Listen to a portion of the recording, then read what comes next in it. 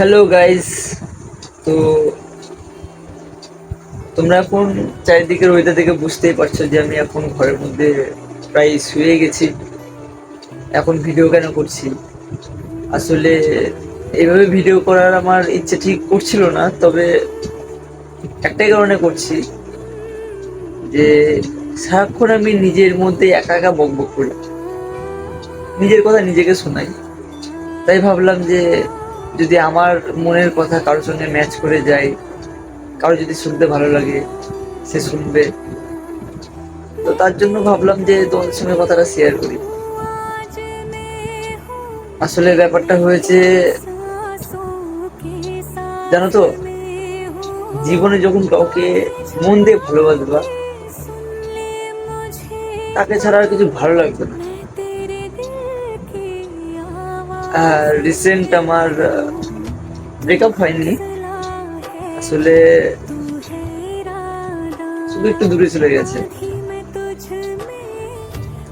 আমি ভগবানের কাছে ওকে খুব করে চেয়েছিলাম যে তাকে যেন আমার করে পাই, যেরকমটা তোমরা সবাই নিজেদের জীবন সঙ্গী হিসেবে চাও সবাইকে। তো আমিও চেয়েছিলাম, কোনোরকমে তো এখন পর্যন্ত পাইনি। যদি পাই অবশ্যই তোমরা দেখতে পাবে। আসলে আমাদের ছেলেদের বেশি কিছু দরকার পড়ে না, জানো তো।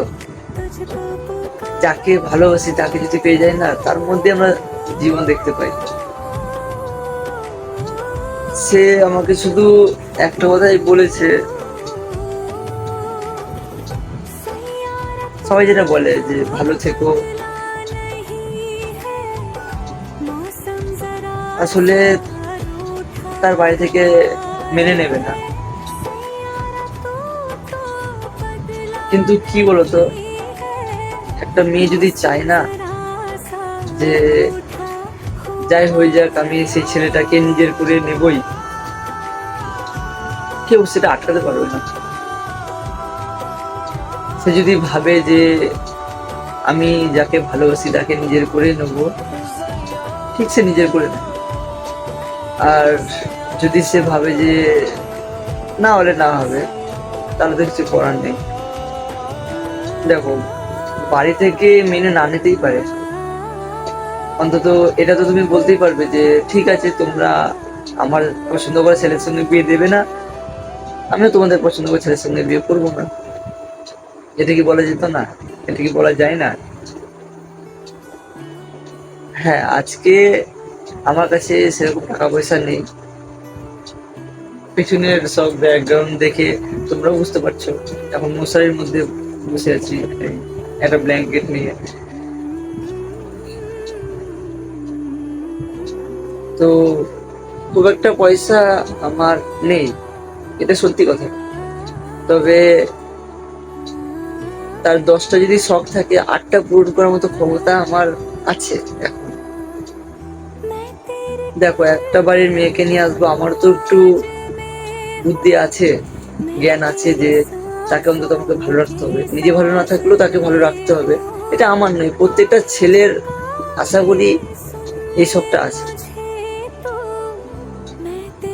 এবার সে মেয়েটাই যদি না বোঝে, বাড়ির লোক যদিও বা পরে বুঝে, কি লাভ? যে ভালোবাসে সে যদি নাই বুঝে, দেখো অন্তত এটা যারা ছেলে তারা অবশ্যই বুঝতে পারবে যে তোমরা যদি একটা মেয়ে হতে, হয়তো বেটার অপশন পেয়ে হয়তো ভালো থাকবো দেখে অবশ্যই চলে যেতে। যদি আমি মেয়ে হতাম, আমি হয়তো বেটার কিছু খুঁজতাম। তবে এটাও দেখতে হবে যে সবার মুখে হাসি ফোটাতে গিয়ে নিজের হাসিটা না চলে যায়। হ্যাঁ, এটা ঠিক কথা যে বড় লোক বাড়িতে গেলে, ভালো ছেলের কাছে গেলে ভালো থাকবে,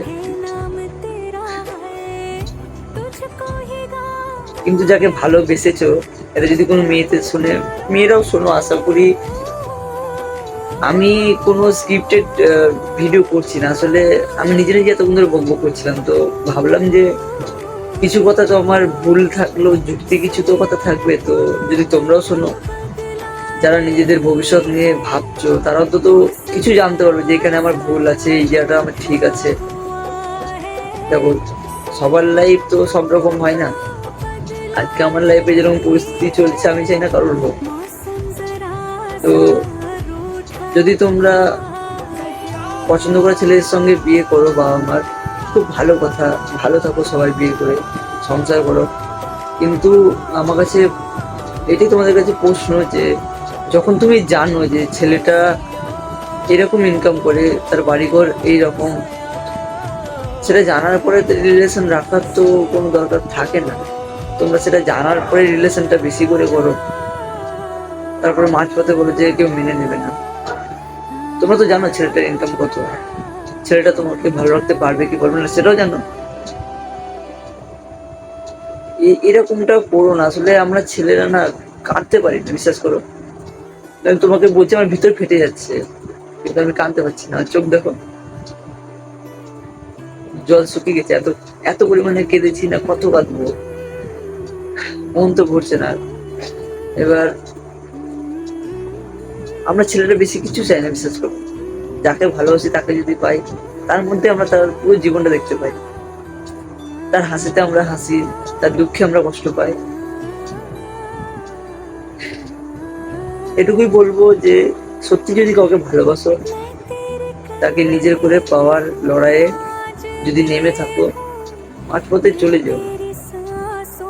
কারণ তুমি মাঝপথে গেলে সবার মন তো শক্ত হয় না।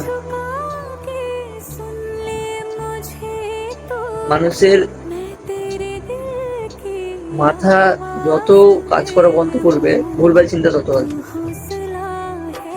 কেউ বাড়ির কথা ভেবে কিছু করে না, কেউ নিজেকে সামলাতে পারে না। তো সবাইকে এটাই বলবো যে যদি সত্যি কাউকে ভালোবাসো, ভালোবাসাটা পুরোপুরি ভাবে পালন করো। চেষ্টা করো যে তাকে নিজের করে রাখার। বাবা মার দোহাই দিয়ে ওইভাবে যেও। যদি যাওয়ার ইচ্ছে হয়, সত্যি কথা বলে দাও যে তোমার কাছে আমি থাকতে পারবো না, কারণ আমার ভবিষ্যৎ আছে, তোমার কাছে গেলে আমার ভবিষ্যৎ নষ্ট হয়ে যাবে।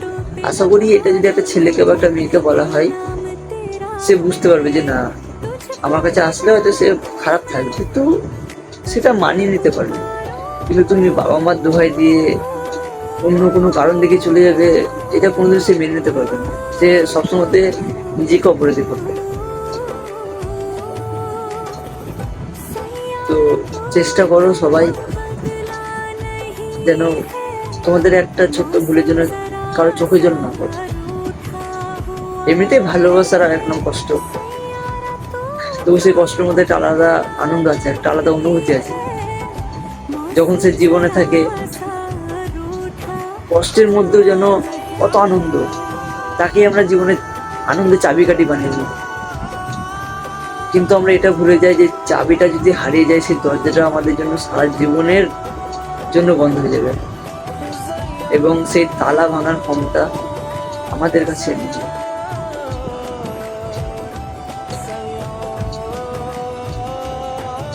প্রত্যেকটা মেয়ে প্রতিটা ছেলেকে খুবই ভালোবাসে, এটা আমি জানি। একটা ছেলে থেকে একটা মেয়ে বেশি ভালোবাসে। একটা মেয়ে একটা ছেলের মধ্যে কি কি দেখে জানি না, তবে একটা ছেলে একটা মেয়ের মধ্যে তার পুরো জীবনটাকে দেখতে পাই।